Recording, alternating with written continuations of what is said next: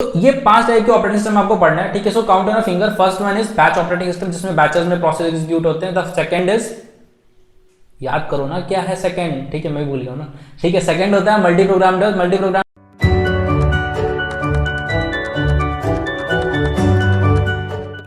Hello and welcome everyone to another video on my YouTube channel, Preparation to Placement. So this is the lecture 2 of operating system. Lecture 1 is already live, आप जाके देख सकते हो, in which we have discussed the introduction, like what all topics we'll be discussing, और basic हमने topic का कुछ discuss कर रखा था। यहाँ पे हम लोग स्टार्ट करने वाले हैं लेक्चर 2 से। तो लेक्चर 2 में हम लोग दो चीज़ें पढ़ने वाले हैं। The first thing is types of operating system. Operating system कितने टाइप्स के होते हैं, तो मेजरली मैंने ऑलरेडी लेक्चर 1 में भी ये मेंशन किया था कि मैं बस वही टॉपिक्स कवर करने वाला हूँ which is important for the interview preparation. तो this is mainly design for the interview preparation. तो यहाँ पे हम लोग टाइप्स ऑफ ऑपरेटिंग सिस्टम पढ़ेंगे कि कितने टाइप्स के ऑपरेटिंग सिस्टम होते हैं, उनका क्या यूज़ होता है, ठीक है, कहाँ पे वो यूज़ आते हैं। सेकंड जो मैं बात करने वाला हूँ that is process versus thread. Process क्या होता है, थ्रेड क्या होता है, ये बहुत ज़्यादा पूछा जाने वाला क्वेश्चन है इन MCQs and in interviews also. क्योंकि आई पर्सनली ही एक सिचुएशन आई थी जहाँ पे I think half an hour में प्रोसेस और थ्रेड पे ही मेरा इंटरव्यू चला था। तो बहुत ही ज़्यादा बारीक क्वेश्चंस आते हैं इस पर, थ्रेड और प्रोसेस पे, बिकॉज यू गेट कन्फ्यूज, ठीक है। After a certain period of time आप थोड़े आंसर देते हो, उसके बाद आप कन्फ्यूज होते हो कि एक्चुअली प्रोसेस और थ्रेड में एक्चुअली डिफरेंस क्या था, ठीक है। तो वो सारी चीज़ें हम लोग कवर करने वाले हैं। So let's start with the types of operating system. So before starting the types of operating system, the one thing that I want to cover कि यहाँ पे दो चीज़ें होती हैं। आप अगर किसी दो सिस्टम्स में आपको चूज करना है ना, तो आप दो on the basis of two things आप चूज करोगे। The first one is convenience, ठीक है। कन्वीनियंस क्या है, मतलब वो चीज़ कितनी कन्वीनियंट है, ठीक है, कन्वीनियंस। अगर दूसरी चीज़ जो होती है दैट इज थ्रूपुट या एफिशिएंसी बात कर सकते हो, ठीक है। तो मैं यहाँ पे एफिशिएंसी लिख देता हूँ, एफिशिएंसी, ठीक है। तो अगर आपको दो सिस्टम्स हैं, आपके पास है सिस्टम 1, दूसरा है सिस्टम 2, ठीक है, या OS है दो टाइप के। एक में क्या है, एक में कन्वीनियंस है, ठीक है। तो विंडोज सबसे ज्यादा यूज क्यों होता है, विंडोज इसलिए यूज होता है क्योंकि वो बहुत कन्वीनियंट है, यूजर फ्रेंडली है, यूजर को बहुत सारी चीजें नहीं करनी पड़ती हैं। बट अगर आप एफिशिएंसी की बात करो तो लिनक्स बहुत फेवरेबल है इन टर्म्स ऑफ एफिशिएंसी, ठीक है। तो कन्वीनियंस और एफिशिएंसी की अगर हम बात करें तो कन्वीनियंस विल ऑलवेज फेवर, ठीक है, क्योंकि लोग पहले कन्वीनियंट चीज देखेंगे, वो यूज कर सकें। अगर वो यूज ही नहीं कर सकेंगे तो उनके लिए एफिशिएंसी डजंट मैटर ना। तो ये सबसे पहली चीज हम लोग को जाननी है कि convenience is favourable than efficiency. That's why Windows ज्यादा फेवर होती है इन कंपैरिजन टू लिनक्स, ठीक है, क्योंकि वो बहुत कन्वीनियंट है फॉर द यूजर एक्सपीरियंस, ठीक है। ओके, सो अब हम लोग देखते हैं टाइप्स ऑफ ऑपरेटिंग सिस्टम। सो जो पहला ऑपरेटिंग सिस्टम हमारे सामने आ जाता है that is batch operating system. अब बैच ऑपरेटिंग सिस्टम में क्या होता है ये हम लोग देखने वाले हैं। तो बैच ऑपरेटिंग सिस्टम में क्या होता है, मान लो ये कई सारी जॉब्स हैं यहाँ पे, ठीक है, कई सारी जॉब्स हैं या टास्क हैं। टास्क समझ जाते हैं। तो टास्क 1, OS ने क्या करा, इन तीनों टास्क से बैचेस बना दिए, ठीक है। बैचेस क्या होता है, बैचेस कैसे बनते हैं, तो कि मान लो आपने क्या किया, हायर किया, उसमें से कई सारे बंदे हैं, ठीक है, मान लो आपने 10 लोग हायर किए। तो आप क्या करो, जो जिनके सिमिलर ऑब्जेक्टिव है ना, जो सिमिलर चीजों पे स्किल्ड है ना, तो आपने उनको करा एक टास्क में डाल दिया, ठीक है, क्योंकि वो सेम टास्क बहुत अच्छे से कर सकते हैं। तो अब क्या किया, तो सेम वाले थे उनको आपने बैचेस बना दिए, ठीक है, कि भाई ये बंदा ना ये जो टास्क है वो सेम रिसोर्सेज यूज करने वाला है, तो उसको एक बैच में डाल दो, ठीक है। और दूसरे और जो बचे हुए टास्क थे वो ये रिसोर्सेज यूज करने वाले हैं, तो हमने उसको बैच 2 में डाल दिया। अब उसके बाद वो क्या है, अपना यहाँ पे एग्जीक्यूशन हो रहा है इसका, ठीक है, on the basis of batches वो एग्जीक्यूशन हो रहा है। तो बैच ऑपरेटिंग सिस्टम यही होता है कि बैच बने और बैचेस के अकॉर्डिंग एग्जीक्यूशन हुआ, ठीक है, टास्क हुआ, टास्क से बैचेस बने, बैचेस से एग्जीक्यूशन हुआ। अब यहाँ पे एडवांटेज डिसएडवांटेज की अगर बात करें तो बेसिकली यहाँ पे सबसे बड़ा एडवांटेज जो समझ में आता है कि देखो यूजर को एक बार क्या हुआ, यूजर ने एक बार डाल दिया, यूजर से कोई मतलब नहीं है, ठीक है। और जो अपना OS है ना वो इंटरनली मैनेज करता है कि अच्छा कौन से टास्क को बेसिकली किस बैच में डालने से एफिशिएंसी ज्यादा आएगी, ठीक है। तो एफिशिएंसी हमको नहीं देखनी होती, वो OS को देख लेता है, ठीक है। पर यहाँ पे ये होता है कि यूजर का इंटरेक्शन बिल्कुल एक्चुअली कम हो जाता है, ठीक है, क्योंकि यूजर ने एक बार टास्क दिया, यूजर को कोई आइडिया नहीं है क्या बैच बने हैं, क्या एग्जीक्यूशन हो रहा है, क्या टाइम, ठीक है, तो यूजर इंटरेक्शन कम हो जाता है। तो ये एक डिसएडवांटेज भी है। ओके, जो सेकंड टाइप अपने सामने आ जाता है दैट इज मल्टी प्रोग्रामिंग, ठीक है। तो हम यहाँ पे डिस्कस करने वाले हैं दो चीजें, मल्टी प्रोग्रामिंग और मल्टी टास्किंग के बीच का डिफरेंस, ठीक है। मल्टी प्रोग्रामिंग क्या होता है, मल्टी टास्किंग क्या होता है, दोनों के बीच बहुत ही क्रिस्टल क्लियर समझ में आएगा अगर मैं नाम से बताऊं। सो मल्टी प्रोग्रामिंग क्या होता है, मल्टीपल प्रोग्राम चलते हैं, बट एक प्रोग्राम खत्म होने के बाद या बोल सकते हैं एक प्रोसेस खत्म होने के बाद दूसरे प्रोसेस को एग्जीक्यूशन स्टार्ट होता है। मतलब ये आया, इसने खत्म करा, फिर ये स्टार्ट होगा। बट मल्टीटास्किंग में क्या होगा, मल्टीपल चीजें एक साथ एग्जीक्यूट हो रही होंगी। मान लो ये सारे ऐसे क्यू में लाइन में लगे हुए थे, पहले ये वाला आया, इसने अपना कुछ पार्ट एग्जीक्यूट करा, फिर उसको बोला ओएस ने कि भाई थोड़ा देर इंतजार करो, अभी मैं दूसरा प्रोसेस को एग्जीक्यूट करूंगा। ये एग्जीक्यूट हुआ हाफ, फिर उसके बाद ये एग्जीक्यूट हो रहा है, फिर ये एग्जीक्यूट हो रहा है, ठीक है। तो मल्टीपल टास्क एग्जीक्यूट हो रहा है, मतलब किसी को वेट नहीं करना पड़ रहा है, सबको टाइम मिल रहा है, बट सब धीमे धीमे एग्जीक्यूट हो रहा है। तो मल्टीपल टास्क जो है एग्जीक्यूट हो, दैट इज कॉल्ड मल्टीटास्किंग, ठीक है। अब देखो यहाँ पे एक क्यू बना लेते हैं पहले, ठीक है। तो हमने ये क्यू बना लिया जिसमें Q1 टास्क है, देन Q2 टास्क है, ठीक है, इस टाइप से Q1 Q2 Q3 Q4। अगर मल्टी प्रोग्राम ओएस की बात करें तो क्या होगा, सारे एक एक सीक्वेंस में होंगे। पहले Q1 एग्जीक्यूट होगा, ठीक है, फिर उसके बाद Q2 एग्जीक्यूट होगा, फिर Q3 एग्जीक्यूट होगा और फिर Q4 एग्जीक्यूट होगा। ये होगा मल्टी प्रोग्राम डेवलपमेंट, वंस एक बार में एक ही होगा, ठीक है, एक ही प्रोसेस एग्जीक्यूट होगा।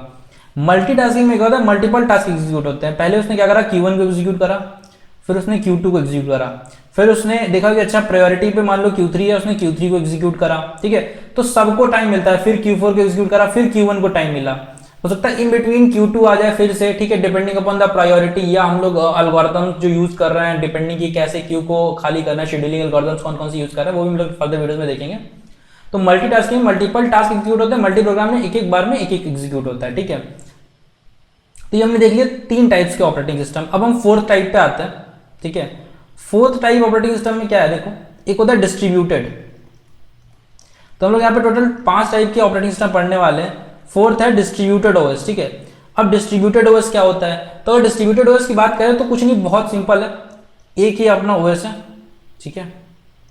इसके पास जो चीजें हैं, जो रिसोर्सेज हैं, वो बहुत डिस्ट्रीब्यूटेड है। जैसे आप अगर बात करो तो आपके सिस्टम में क्या जो भी रिसोर्सेज है वो आपके सिस्टम पे, ठीक है। जो आप सीपीयू यूज कर रहे हो, जो आप मेमोरी यूज कर रहे हो, रैम यूज कर रहे हो, ठीक है, जो भी चीजें यूज कर रहे हो, जो भी रिसोर्सेज हैं वो आपके ओएस में, आपके कंप्यूटर में है। तो ये क्या है, एक ही जगह पे है। बट अगर इनको अलग अलग जगह फैला दिया जाए, मतलब आप यहाँ का भी जो है सीपीयू यूज कर रहे हो, आप अपने लैब का जो है, मान लो आपका कंप्यूटर लैब है, आप वहां का भी रिसोर्सेज यूज कर रहे हो। जब भी आप टास्क एग्जीक्यूट करते हो, कुछ टास्क यहाँ पे एग्जीक्यूट हो रहा है, कुछ टास्क वहां पे एग्जीक्यूट हो रहा है, ठीक है, कुछ प्रोसेस वहां पे चल रहा है। तो वो क्या होगा, डिस्ट्रीब्यूटेड हो गया, अलग अलग जगह पे आपकी जो प्रोसेस यूनिट है वो अलग अलग जगह पे है।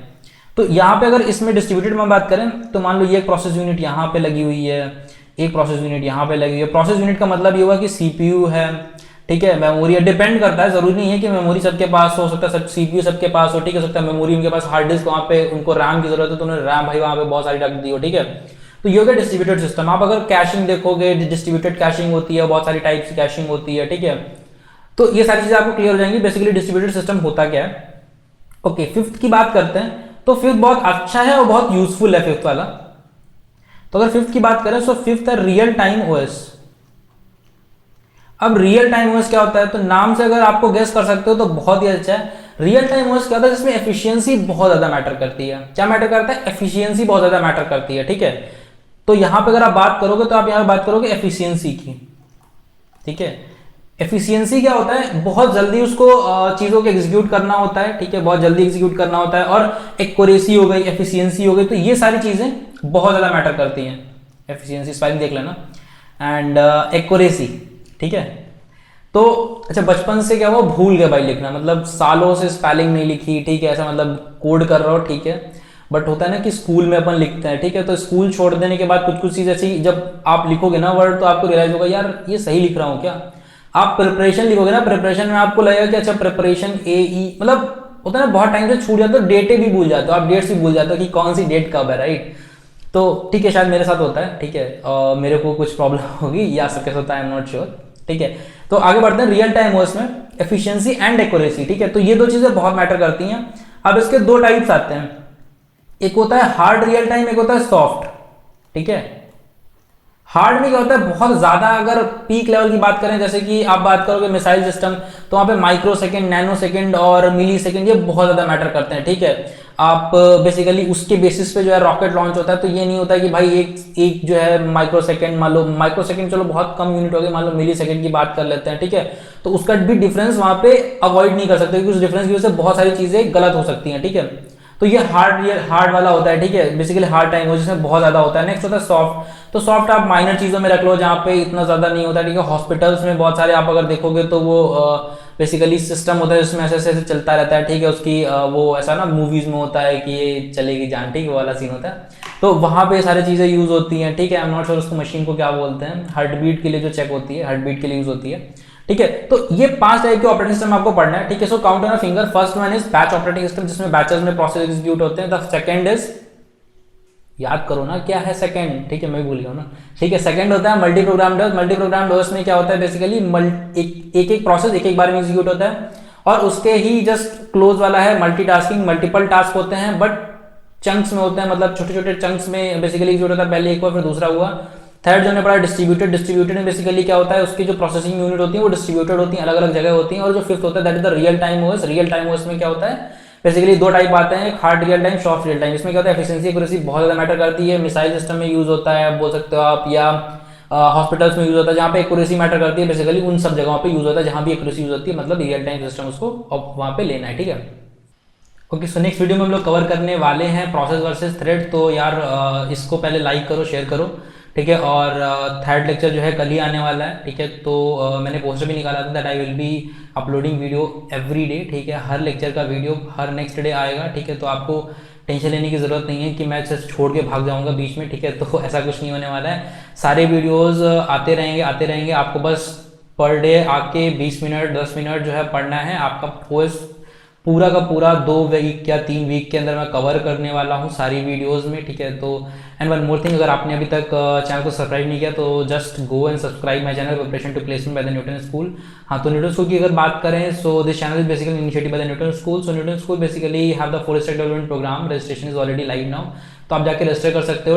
आपको डिस्क्रिप्शन में लिंक होगा वहाँ पे फुल स्टैक डेवलपमेंट प्रोग्राम का इनके, ठीक है। आप वहाँ पे जाके रजिस्टर करो। सो आप जाके चेक करो यार, बहुत अच्छी कंपनी के साथ कोलैबोरेशन और बहुत अच्छी अपॉर्चुनिटी देते हैं न्यूटन स्कूल वाले, तो आप जाके चेक करो, it's a very great opportunity. So मिलते हैं नेक्स्ट वीडियो में, that is lecture 3 preparation to placement. It is already ready, ठीक है। मैंने पेजेस रेडी करा है, ठीक है, उसके नोट्स वगैरह के लिए भी। तो नोट्स भी मैं हर लेक्चर के साथ आता रहेगा, ठीक है। टेलीग्राम का लिंक आपको डिस्क्रिप्शन में भी मिल जाएगा। आप मेरे को लिंक्डइन में फॉलो कर सकते हो, वहाँ पे भी आपको टेलीग्राम का लिंक मिल जाएगा। तो आप उसको बेसिकली फॉलो कर लो, जो मेरा कम्युनिटी चैनल है वहाँ पे मैं सारी चीज़ें पोस्ट करता रहूँगा, ठीक है। हर लेक्चर के बाद नोट्स आते रहेंगे। तो मिलते हैं नेक्स्ट वीडियो में, टिल देन बाय बाय।